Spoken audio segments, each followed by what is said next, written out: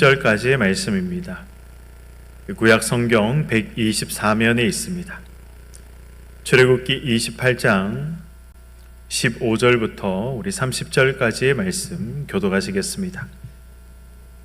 너는 판결 흉패를 에봇 짜는 방법으로 금실과 청색, 자색, 홍색 실과 가늘게 꼰 배실로 정교하게 짜서 만들되 길이와 너비가 한 뼘씩 두 겹으로 네모 반듯하게 하고 그것에 네 줄로 보석을 물리되 첫 줄은 홍보석, 호곡, 녹주옥이요 둘째 줄은 성유석, 남보석, 홍만호요 셋째 줄은 호박, 백만호, 자수정이요 넷째 줄은 녹보석, 호만호, 벽옥으로 대에 물릴지니 이 보석들은 이스라엘 아들들의 이름대로 12이라 보석마다 12지파에 한 이름씩 도장을 새기는 법으로 새기고 순금으로 높근처럼 따은 사슬을 흉패 위에 붙이고 또 금고리 둘을 만들어 흉패 위 곧 흉패 두 끝에 그 두 고리를 달고 따은 두 금 사슬로 흉패 두 끝 두 고리에 꿰어 매고 두 따은 사슬의 다른 두 끝을 에봇 앞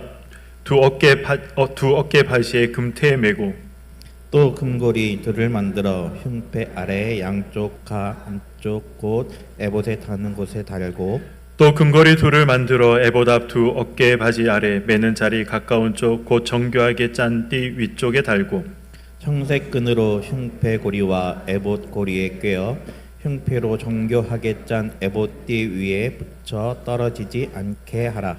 아론이 성소에 들어갈 때에는 이스라엘 아들들의 이름을 기록한 이 판결 흉패를 가슴에 붙여 여호와 앞에 영원한 기념을 삼을 것이니라.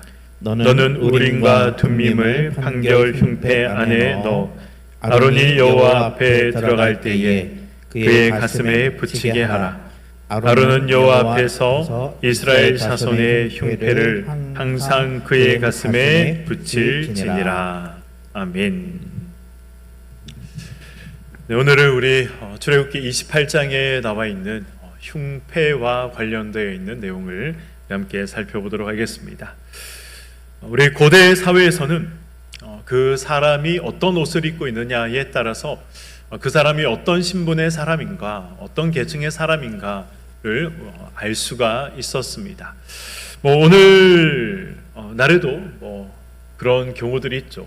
오늘날에도 그 사람이 어떤 옷을 입고 있는가에 따라서 그 사람의 어떤 지위와 또 위치를 알 수 있는 것처럼 예전에는 고대 사회에서는 그 사람의 의복이 그 사람의 이 신분을 나타내는 아주 중요한 요소였습니다. 오늘 본문에 등장하는 대제사장도 바로 대제사장이라는 그 거룩한 신분에 어울리는 옷을 입고 있었습니다. 이 멀리서 대제사장이 입은 옷만 보더라도 저 사람은 대제사장이구나라는 것을 모든 사람들이 알 수 있을 정도로 대제사장이 입고 있는 옷은 굉장히 화려한 옷이었고 그리고 또 아주 특별한 옷이었습니다. 오늘 본문이 기록된 이 출애굽기 28장은 바로 이 대제사장이 어떤 옷을 입고 있었는가, 하나님께서 이 대제사장이 어떤 옷을 입도록 하셨는가, 그 대제사장의 복식에 관해서 성경은 말씀을 하고 있습니다. 이 대제사장이 어떤 옷을 입었습니까? 속옷을 입고, 우리가 생각하는 그런 속옷이 아닙니다. 이 흰색으로 된 이 위에서부터 아래까지 통으로 짠 그런 이제 옷을 입었죠. 그리고 그 겉옷도 입었고, 그리고 겉옷 밖에 또 옷을 입었는데 그 옷이 무엇입니까? 마치 이제 이 주방에서 일할 때 입는 앞치마처럼 이렇게 생긴 옷인데 바로 우리가 에봇이라고 부르는 옷을 입었습니다. 그리고 그 에봇에는 무엇이 붙어 있었습니까? 판결을 위한 흉패가 그 에봇의 가슴에, 대제사장의 가슴에 붙어 있었습니다. 그래서 이 대제사장의 옷 하면 우리가 이 네 가지를 떠올릴 수 있는 거죠. 먼저 속옷을 입었고, 그리고 겉옷을 입었으며, 그리고 마치 앞치마와 같은 에봇이라는 것을 또 입었고, 그리고 그 에봇의 이 가슴 쪽에는 흉패라는 것이 달려 있었습니다. 오늘 본문은 바로 이 흉패에 대해서 기록을 하고 있는 것이죠. 이 흉패는 어떤 실돌로 만들어졌다라고 되어 있습니까? 금색 실과 청색 실과 자색 실과 홍색 실과 그리고 또 가늘게 꼰 배실로 만들어졌다라고 되어 있습니다. 그리고 그 위에는 무엇이 박혀 있습니까? 그 흉패 위에는 이 12지파를 상징하는 12가지의 보석들이 그 위에 박혀 있었습니다. 앞서 말씀드렸듯이 이 흉패는 이 판결을 위한 이 흉패였습니다. 판결을 위한 흉패, 이 판결을 위한 흉패라고 부른 이유가 무엇입니까? 왜 성경은 판결을 위한 흉패다라고 말씀하고 있습니까? 이 중요한 어떤 일들을 결정할 때마다 그 옷을, 이 에봇을 입었기 때문에 그래서 판결을 위한 흉패다라고 말씀을 하고 있는 것이죠. 오늘 본문 16절 말씀을 보시면 길이와 너비가 한 뼘씩 두 겹으로 네모 반듯하게 하고 라고 되어 있습니다. 이 16절은 이 판결 흉패는 두 겹으로 만들어야 한다. 그리고 네모 반듯하게 만들어야 한다라고 되어 있습니다. 그리고 이 판결 흉패 뒤에는 이 주머니가 있었죠. 안주머니에는 무엇과 무엇을 넣어두었다라고 되어 있습니까? 우림과 둠밈을 넣어두었다라고 되어 있습니다. 우림과 둠밈이 무엇일까요? 우림이라는 것은 빛을 말합니다. 히브리어로 빛.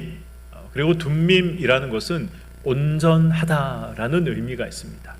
빛과 온전함, 그것을 상징하는 무엇을 넣어두었다라는 것이죠. 성경은 우림과 둠밈이 무엇으로 만들어졌는지 명확하게 기록을 하고 있지 않습니다. 그런데 아마 성경학자들은 아마 돌들이 아닐까, 흰색 돌과 검은색 돌이 아닐까. 그래서 흰색 돌에는 우림, 빛이다라고 새겨두었고 검은색 돌에는 둠밈, 온전함이다라고 새겨두었지 않을까라고 생각을 하는 거죠. 그리고 이제 하나님 앞에 중요한 어떤 이 결정을 물으러 갈 때, 또 어떤 재판들을 할 때 하나님 앞에 물은 후에 그 흉패 뒤에 손을 넣어서 이 우림과 둠밈 중에 하나를 꺼내게 됩니다. 그래서 이제 백색이 나오면, 백색 돌이 나오면 하나님께서 예스다, 그래라고 이제 응답을 하신 것이고, 이 흑색 돌이 나오면 하나님께서 아니야, 노다 라고 이제 말씀하신 것이 아닐까, 그렇게 이제 추측을 합니다. 이러한 이제 우림과 둠밈은 성소가 훼손되고 난 다음, 그리고 또 이스라엘 백성들이 이 바벨론의 포로로 끌려가고, 그리고 또 나라가 멸망당하면서 이 우림과 둠밈, 제사장의 이 에봇은 사라지고 말았습니다. 그래서 이제 신약에 보면 예수님의 이 가룟 유다 후에 마띠아를 뽑을 때, 그리고 또 중요한 일들을 결정할 때 이 제비를 뽑아서 하지 않습니까? 그래서 이제 이러한 모든 것들을 본다면, 어떤 성경의 맥락들을 본다면 이 우림과 둠밈이라는 것도 마치 제비를 뽑는 것과 마찬가지의 방법으로 하나님 앞에 기도한 후에 무언가를 이 우림과 둠밈 중에 하나를 꺼내서 하나님의 뜻을 물어본 것이 아닌가, 하나님의 어떤 이 뜻을 그들이 파악한 것이 아니겠는가, 성경학자들은 그렇게 생각을 하고 있습니다. 중요한 것이 무엇입니까? 우림과 둠밈이 무엇으로 만들어졌느냐, 그것이 중요한 것이 아니라 중요한 것은 이스라엘 백성들이 중요한 일을 할 때 그들이 그들의 뜻대로 하지 않았다는 것입니다.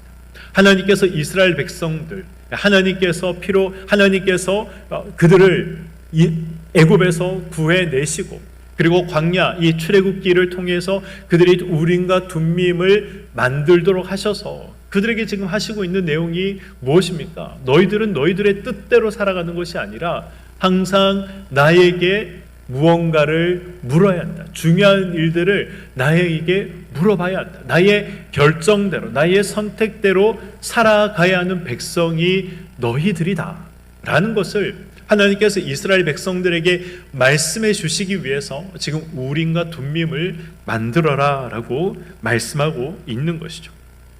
문제에 대한 이 모든 해답들은 너희들에게 있는 것이 아니라 나에게 있다.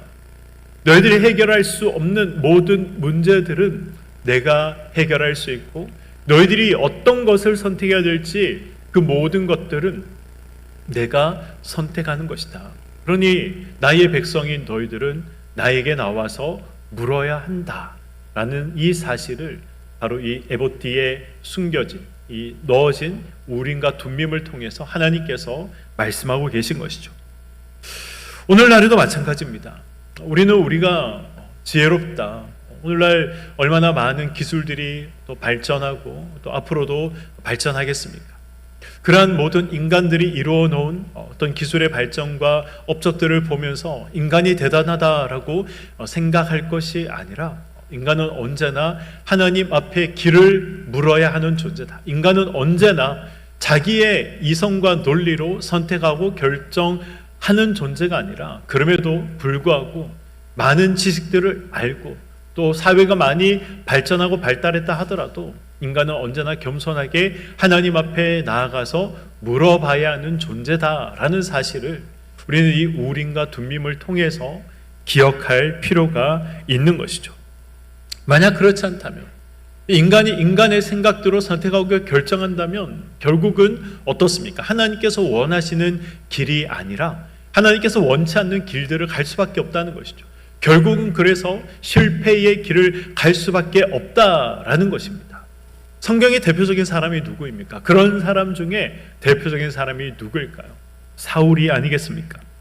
사울은 하나님의 백성을 다스리는 자로서 마땅히 하나님 앞에 나아가서 중요한 것들을 물어봐야 하고 또 하나님의 뜻을 구해야 하는 왕의 자리에 있었던 사람입니다. 하나님께서 왕을 세우신 이유가 무엇입니까? 하나님께서 왕을 세우신 이유는 백성들 위에 군림하라라고 하나님께서 왕을 세우신 것이 아닙니다. 백성들에게 이 나의 뜻을 전하고 나의 뜻대로 나라가 이 움직일 수 있도록 하기 위해서 하나님께서 왕을 세우신 것이죠. 그러기 위해서는 왕은 무엇을 잘해야 됩니까? 왕은 하나님 앞에 엎드리는 것을 잘해야 하는 것이죠. 하나님 앞에 무릎 꿇는 것을 잘해야 하는 것입니다. 하나님의 뜻이 무엇인가 아는 일에 힘을 써야 하는 것이 왕인 것이죠. 그러나 사울은 그렇지 않았습니다. 물론 주일 예배 시간에도 제가 잠깐 말씀드렸지만 사울이 처음부터 그랬던 건 아니죠. 우리가 잘 아는 것처럼 사울이 처음 왕으로 기름 부음 받았을 때에 그 처음 짧은 시간은 하나님의 뜻을 위해서 살고자 했었습니다. 그러나 시간이 지나면서 어떻습니까? 마음속에 자기가 높아지고자 하는 마음, 욕심이, 탐심이 그의 마음 가운데 찾아왔던 것이죠. 그래서 이 사울은 하나님 앞에 큰 범죄를 행하며 살아갔었습니다. 그리고 어떻습니까? 이 블레셋이 나라를 쳐들어왔을 때, 이 중대한 이 국가적인 위기를 맞이했을 때 하나님 앞에 그가 묻지 않고 이 신접한 여인을 찾아가지 않습니까? 그리고 그 결과가 무엇입니까? 이 비참하게 블레셋에 패배하게 되고 자신도 부끄러운 죽음을 당하게 되었던 것이죠.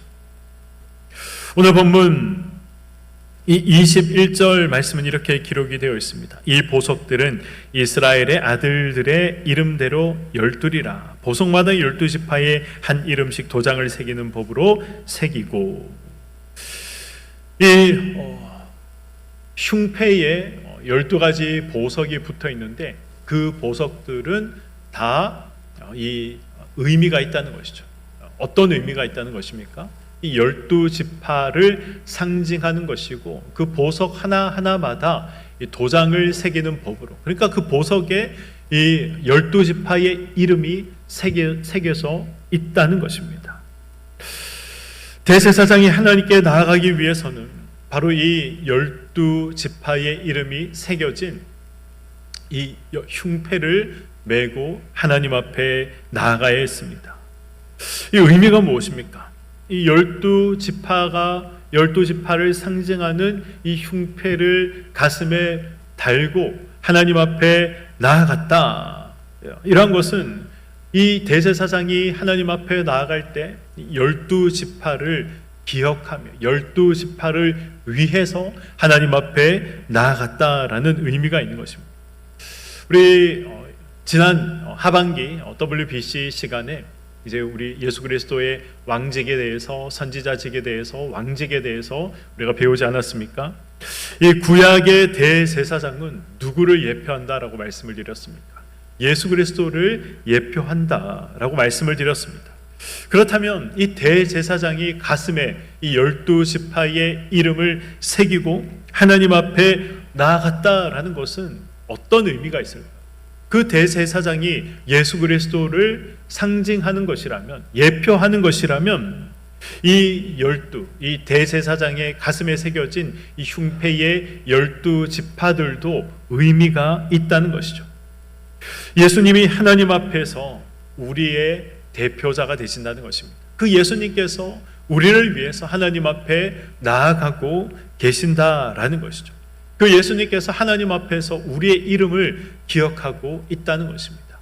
저와 여러분의 이름을 예수님께서 기억하고 계신다는 것이죠. 그래서 어떻습니까? 지금 이 시간에도 예수님은 하나님 보좌 우편에 앉아 계셔서 저와 여러분들을 위해서 간구하고 계십니다. 중보자로서 저와 여러분의 이름을 기억하시며 하나님 앞에 간구하고 계신다는 것이죠. 예수님께서 우리의 이름을 일일이 다 기억하시고 생명책에 저와 여러분의 이름을 기록해 두셨습니다. 이 대제사장의 흉패란 바로 무엇을 상징합니까? 예수 그리스도의 변함없는 이 사랑을 상징하는 것이죠. 하나님의 변함없는 사랑을 상징하는 것입니다. 영원히 변치 않는 하나님의 사랑, 그 사랑을 바로 이 흉패가 상징하고 있다는 것입니다.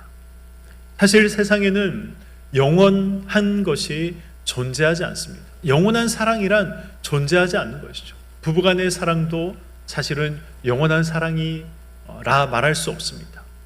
부모와 자식 간의 사랑, 그 어떤 이 세상에 존재하는 사랑보다도 강렬한 사랑이라고 말할 수 있는 부모와 자식 간의 사랑도 영원한 사랑이다라고 말할 수 없습니다. 왜 그렇습니까? 우리가 영원하지 않기 때문에 그런 것이죠. 우리가 아무리 영원하다, 영원한 사랑으로 당신을 사랑한다, 영원한 사랑으로 자녀들을 사랑한다, 그렇게 우리가 말한다고 하더라도 우리는 영원한 존재가 아니기 때문에 그 사랑 역시 영원할 수 없는 사랑이라는 것입니다. 우리 인간은 다 한계가 있습니다. 연약해서 한계가 있는 것이죠.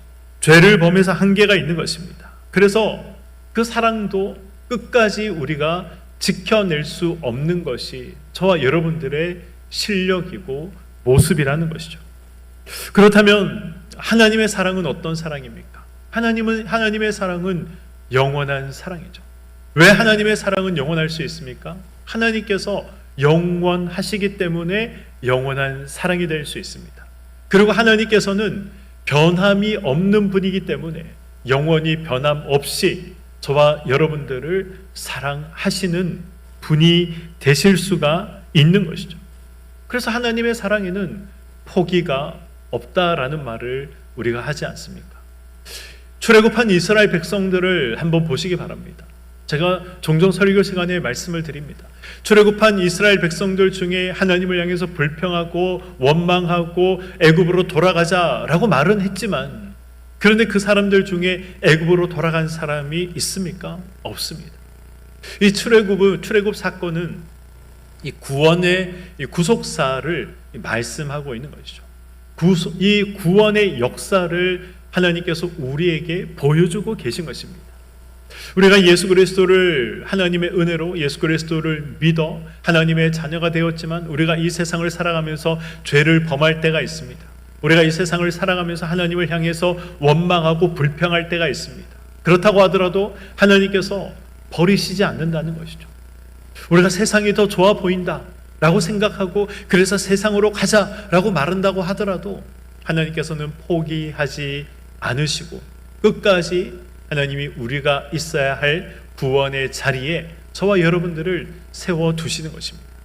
그것이 이 출애굽 당시의 이스라엘 백성들이 하나님을 원망하고 불평하고 모세를 향해서 원망하고 불평했지만 그럼에도 불구하고 단 한 사람도 애굽으로 돌아간 사실이 없다라는 것을 바로 이 사실을 통해 우리가 알 수 있는 것이죠. 그러나 세상은 늘 우리를 속이고 또 거짓말하고자 합니다. 아니, 하나님께서 나를 기억하고 계신다면, 하나님께서 나를 변함없는 영원한 사랑으로 사랑하고 계신다면 왜 이 어려움이 나에게 오는가? 왜 이 기도의 제목들이 응답되지 않는가? 그렇게 우리가 생각할 수 있습니다. 그러나 이 모든 생각들, 이 모든 속삭임들은 무엇입니까? 이 사탄이 우리에게 불어넣어주는 거짓된 속삭임인 것이죠. 사탄이 거짓으로 하나님과 우리 사이의 틈을 만들도록 하기 위해서, 하나님과 우리 사이의 틈을 내도록 하기 위해서 사탄은 우리에게 이런 속삭임들과 거짓을 우리에게 불어넣는 것입니다. 그러나 이런 이 생각들이 우리 마음 가운데 찾아오면, 정말 하나님께서 사랑하시는가? 나를 사랑하시는가? 하나님께서 정말 나의 기도를 듣고 계시는가? 하나님께서 정말 나의 이 답답한 상황들을 알기는 하시는 것일까? 이런 생각이 우리에게 찾아 들어올 때 그러한 생각들이 우리 머릿속에, 우리 마음속에 둥지를 틀지 못하도록 해야 하는 것입니다. 쫓아내야 하는 것이죠.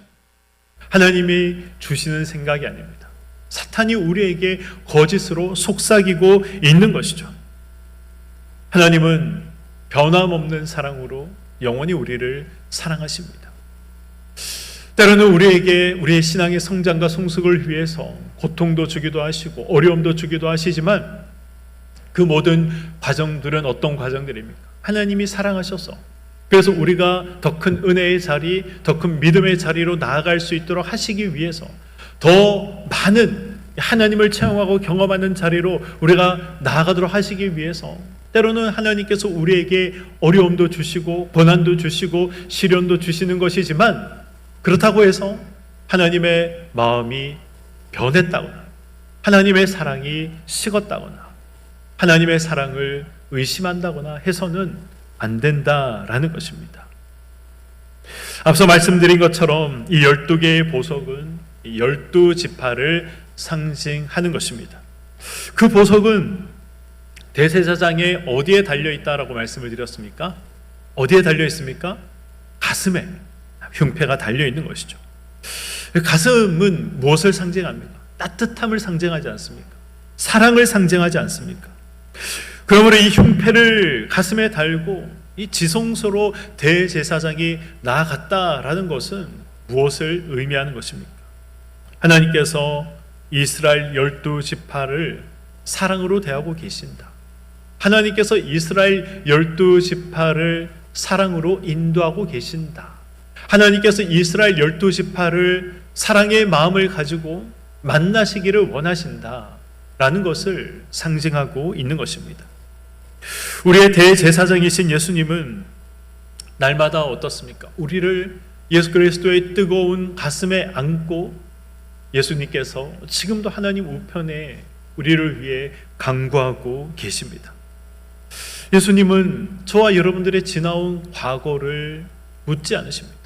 우리가 예수를 믿어 하나님의 은혜로 구원을 받고 하나님 앞에 우리의 죄를 고하면 하나님께서 지나온 모든 죄들을 용서해 주시는 것입니다. 우리는 과거의 죄만 용서받은 것이 아니죠. 우리는 현재의 죄와 미래의 죄까지도 다 용서를 받은 자들입니다. 하나님은 그런 마음으로, 예수님은 그런 사랑의 마음으로 저와 여러분들을 만나고 계시고 또 그런 마음을 가지고 우리의 걸음을 하나님께서 인도해 나가고 계시는 분이십니다. 그러므로 우리는 그분의 사랑과 보호하심을 잊어서는 안 되는 것이죠. 그분의 사랑과 보호하심을 우리가 기억하고 깨닫고 우리가 예수 그리스도를 의지하며 세상을 살아가야 할 의무와 책임이 저와 여러분들에게 있다는 것입니다. 예수님은 왜 우리를 사랑하십니까? 예수님이 왜 우리를 사랑하십니까? 우리가 존귀하기 때문에 그렇습니다. 이스라엘 백성들을 이 보석에 지금 비유하고 있지 않습니까? 12가지의 아주 이 중요한 보석으로, 값비싼 보석으로 지금 표현을 한 것 같이 하나님께서 이스라엘을 존귀하게 여기신다. 바꾸어 말하면 저와 여러분들을 그렇게 존귀하게, 귀하게 여기신다라는 것이죠. 아주 값비싸게 여기신다는 것입니다.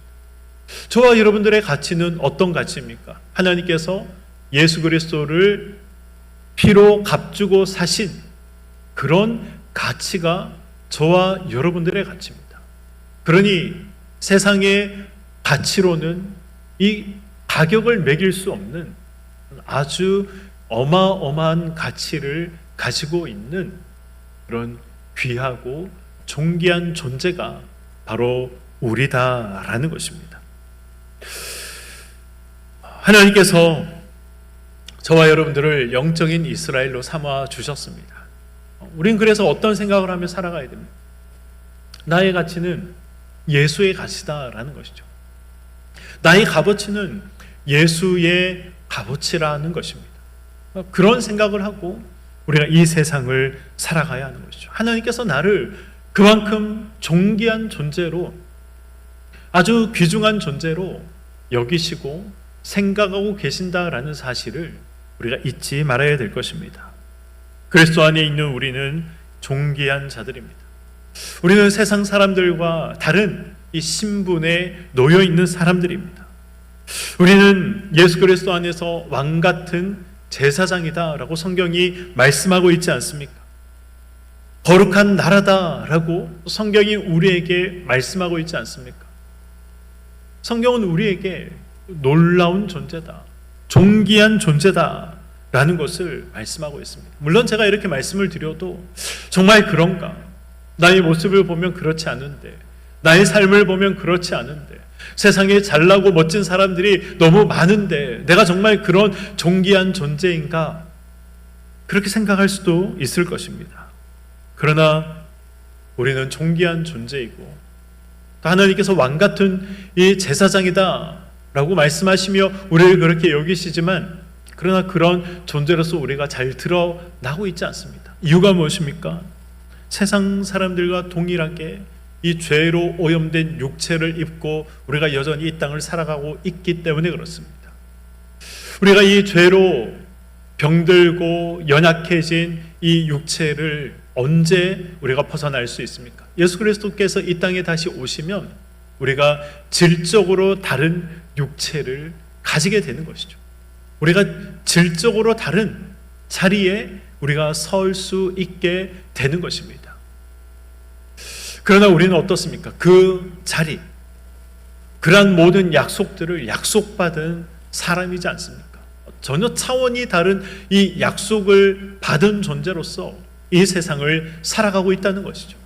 그래서 우리의 신분 자체도 차원이 다른 신분을 가지고 살아가고 있다라는 이 사실을 우리가 잊지 않아야겠습니다. 물론 우리가 이 세상을 살아가면서 우리가 세상 사람들과 비교해서 우리가 못나 보일 수도 있고 우리가 낮은 자리에 있는 사람처럼 보일 수도 있지만, 그러나 이 세상의 모든 것들은 실상이 아니라 허상이다라는 것을 기억할 필요가 있습니다. 사라질 것들, 심판당할 것들, 영원하지 못할 것들은 우리가 실상이 아니라 허상인 것입니다. 그런 허상 때문에 우리의 마음을 쏟고 또 마음 아파하고 거기에 우리의 모든 것들을 내어 걸고 살아갈 필요가 없는 것이죠. 우리의 실상은 하나님의 자녀다. 영원한 하나님의 나라를 유업으로 받은 사람들이다. 이것이 우리의 실상인 것입니다. 그 실상을 우리가 기억한다면 지금 세상 사람들과 비교해서 낮은 모습, 못난 모습, 가지지 못한 모든 것들, 그러한 것들이, 허상들이 저와 여러분의 생각과 마음들을 어지럽힐 수 없다라는, 우리가 이 사실을 꼭 기억하고 세상을 살아가야 하는 것입니다. 우리는 본래 흑암에 있던 자들이죠. 예수님께서 우리를 마귀의 자식이다, 너희의 아비는 마귀다 라고 말씀하십니다. 우리는 원래 어둠의 자식이요 흑암에 거하던 자들이었습니다. 하지만 우리는 우리의 영원한 대제사장이신 예수 그리스도로 말미암아 흑암에서 우리가 벗어난 자들이죠. 빛의 잔으로 우리가 세상을 살게 되었습니다. 바로 이것이 저와 여러분들이 받은 최고의 복인 것이죠. 물론 우리는 세상 사람들과 동일하게 살아가고 있습니다. 그러나 우리가 입고 있는 옷은 세상 사람들이 입고 있는 그런 옷과는 전혀 다른 옷입니다. 우리는 의인의 옷을 입고 살아가고 있습니다. 하나님께서 너는 의인의 옷을 입고 살아간다 라고 봐주시는 것이죠. 그런 의인의 옷을 입고 살아가는 저와 여러분들은 어떻게 해야 합니까? 하나님의 뜻을 묻고 하나님의 뜻을 구하는 그런 삶을 살아가야 하는 것입니다. 대제사장이 하나님 앞에 나아갈 때 우린과 둠밈으로 하나님의 뜻을 묻고 하나님의 뜻을 구했던 것처럼 항상 우리는 하나님 앞에 하나님의 뜻을 묻고 하나님의 뜻을 구하는 그런 삶을 살아가야 하는 것입니다. 하나님, 내 뜻이 아니라 내 계획이 아니라 하나님의 뜻이 우선입니다. 나를 통해 하나님께서 이루시고자 하시는 하나님의 계획이 우선입니다. 이런 생각과 이런 고백이 우리에게 떠나지 않기를 소망합니다. 우리는 항상 하나님의 뜻을 묻고 또 그 뜻 안에서 모든 것을 생각하고 또 결정함으로써 하나님의 뜻을 온전히 이루며 살아가야 할 의무와 책임이 있는 사람들입니다. 그것이 이 땅에서 이 의의 옷을 입고 구별된 자의 이 거룩한 옷을 입고 살아가는 저와 여러분의 책임이요 삶에 마땅한 모습인 것입니다. 오늘 이 사실, 우리가 입어야 할 옷이 무엇인가, 그 옷을 입은 자는 어떤 삶을 살아가야 하는가, 이 사실을 기억하시고 모든 인생의 문제들을 하나님 앞에서 이 답을 찾으시기를 소망합니다. 하나님은 우리를 보석과 같이 존귀한 백성으로 여겨주십니다. 변함없는 마음으로 영원한 사랑으로 하나님께서 저와 여러분들을 봐주시고 여겨주시고 그런 마음을 가지고 지금도 하나님은 우리를 대하고 계십니다. 그 하나님을 기억하고 하나님을 사랑하며 하나님 앞에 나아가서 묻기를 주저하지 않고 하나님의 뜻을 구하기를 주저하지 않는 하나님의 백성으로서의 삶을 살아가시는 저와 여러분들의 삶이 되시기를 주님의 이름으로 간절히 축원드립니다. 아멘.